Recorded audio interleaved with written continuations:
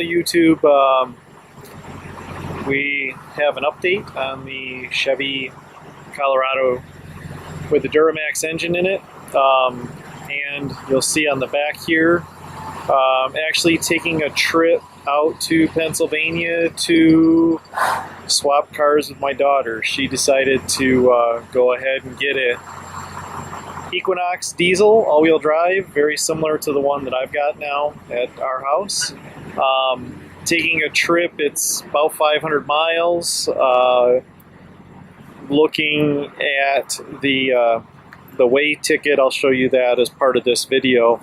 But basically we have just over 5,000 pounds on the trailer axles. Looking at the truck axles, we still have a few hundred pounds available there. And of course the front axles, plenty of extra load on that side. So far the trip I'm about halfway through, and it is honestly a dream to drive. Basically stays in 6th gear the entire time. Not a screaming motor like a little, like the 3.6 liter gas engine would be. But basically I will keep you guys posted. I did the one hill so far. And here you see the weigh ticket for this combination. The rated gross combined weight rating, or GCW, is 12,700 pounds for this setup, leaving me almost 1,600 pounds of excess capacity. In this video, I will cover a few items: torque rise, towing downhill with the exhaust brake on, my use of the Torque app in an Android phone, using automatic four-wheel drive on slick roads while towing, transmission oil service plans, products. My camera focused on the windshield, so some of the video isn't the best, but the content is well worth the watch.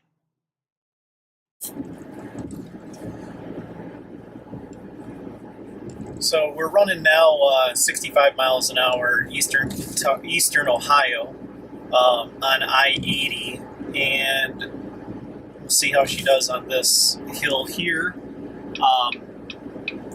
What I've found is, especially in the construction zones, when you're running definitely less than 65, yep, there we go, she just shifted down. So it was sitting at 110% of torque. It really likes to be above 1750 on the RPM gauge. When you're above 1750, which means, somewhere 68, 69, somewhere in there, it will actually hold that 6th gear. Shift it back down from 5th gear to 6th gear now, since we've peaked, and now actually heading back down the hill. So just an observation, this engine makes 369 pound-feet of torque, which peaks at 2,000 RPMs. So the closer that you can get to that peak, and of course, ideally, in one respect would be to be above the peak. And then you have something called torque rise, which is, as the motor's lugging, it actually has more power. So welcome to Pennsylvania. Just came into Pennsylvania on I-80. Speed limit is now 70 miles an hour, which will put me more in that sweet spot. So set the cruise at 70. Did downshift again, just to, as I was pumping up this speed, or trying to have it get to 70 miles an hour. Set the cruise control at 70 and sit back and enjoy the ride. So we have a sign here, truck alert. Trucks reduce speed to 20 miles an hour ahead going down the hill. Apparently this is going to be a fairly steep hill. The speed limit is 35 miles an hour. I don't actually have cruise set at the moment. I'm actually driving it, but I will set the cruise at 35. I do have engine braking. I do have the exhaust brake on. You can hear it downshift again. I'm doing 41 at the moment. We'll see how much it'll actually pull it back on this downward slope again, still in auto four-wheel drive. So we're holding right at 20, or sorry, right at 40 miles per hour. So that 20 mile an hour. I actually just got a message on the. I had set a limit for oil temperatures. The first time I've actually seen this. I had set for anything above 221 degrees Fahrenheit for the engine oil temperature. Running right now at 239 degrees, 240 degrees on the engine oil temperature. There's no fuel being pumped into it at the moment, but it appears that the engine oil temperature is above the limit, and that's an arbitrary limit that I set, just so that I could see if it were getting hot. But the Android Torque app is basically telling me, take a look at your engine oil temperature. Transmission is 195, so really there's truly no problem per se. All right, we got a stoplight here. So when I go to take off, we're cooling down already. So basically that oil temperature rose up during the engine braking itself. And now we're back down to 230 degrees at the light here. I believe 228.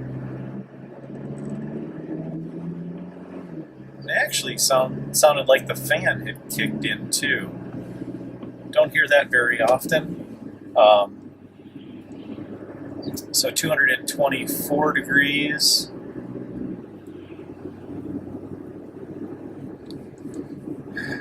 $222 degrees, so engine braking, which kind of makes sense. I mean, you're holding back that temperature, and there is an oil jet that's actually shooting on the backside of those pistons as a cooler. So under power, we're back down to 217 degrees Fahrenheit. No more messages at all.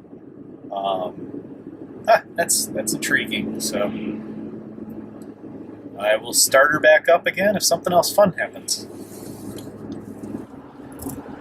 Alright, just to give you guys an idea of what I look at, or what I have being monitored. We're actually getting ready to start a hill climb here. 64 miles an hour, so we're below we're actually in 5th gear now. So you can see we've got 109% torque. Actual torque, so we're over boosted or boosted a little bit above, at least what the computer says at the moment. Again, I don't actually have any tunes on this. This is completely stock. You can see exhaust gas temperatures there at the top of the screen.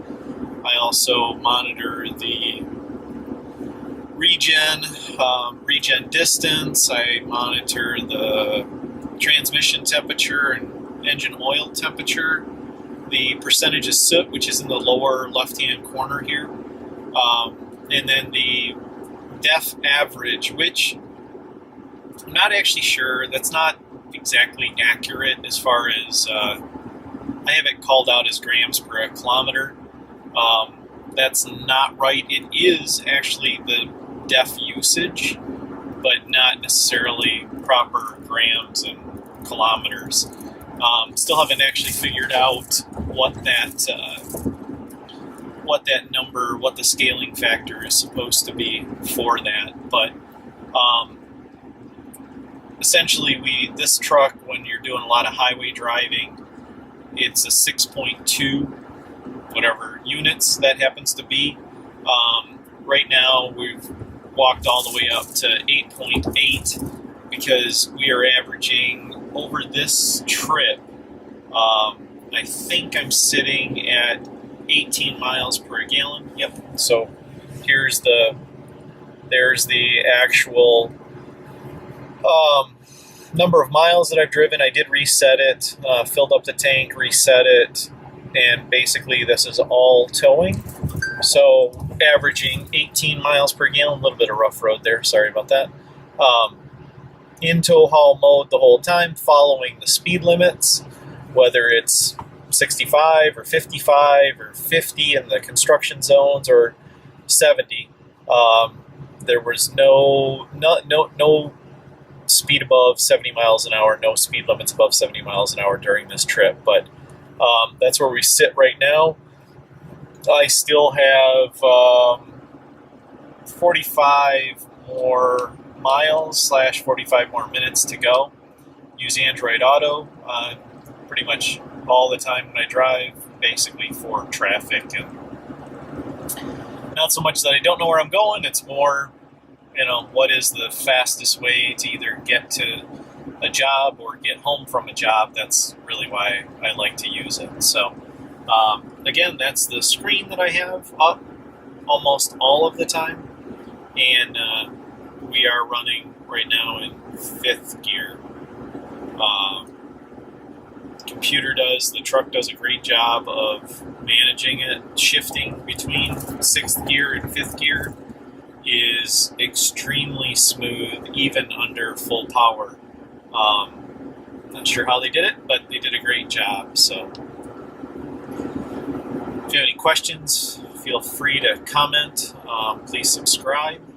And if you have any questions, I will try to get back with you as soon as I can. Thank you. It's a few nice people.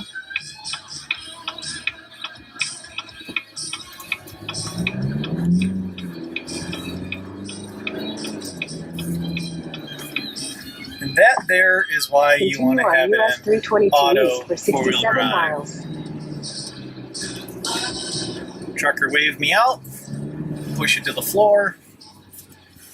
Feel the front end grab and get yourself right out into the second part of traffic.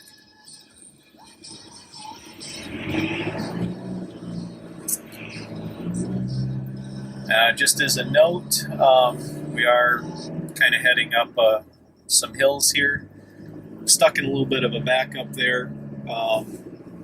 And the transmission temperature, since we're crawling along and no torque converter locked up, it's up to 199 degrees, almost 200 degrees.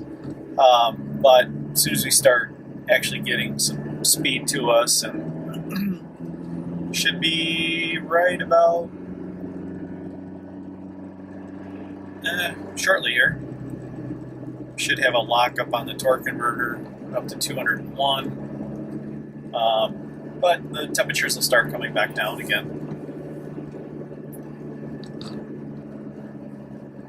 So temperature I had set for the transmission was 203 for same type of warning, and it's sitting right at 203 at the moment. Again, just kind of a bogey for me to know what's going on, popping up messages to tell me to potentially do something. 203 degrees on a transmission really isn't a huge deal.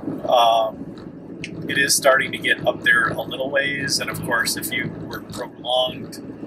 were running at a prolonged temperature like this, then you probably really do want to change transmission oil more often. Thank you for watching, and please don't forget to subscribe for future Chevrolet Colorado diesel towing videos. I have a new item to tow around. You won't want to miss it. Also, hit the notification button and be sure to comment. Have a great one.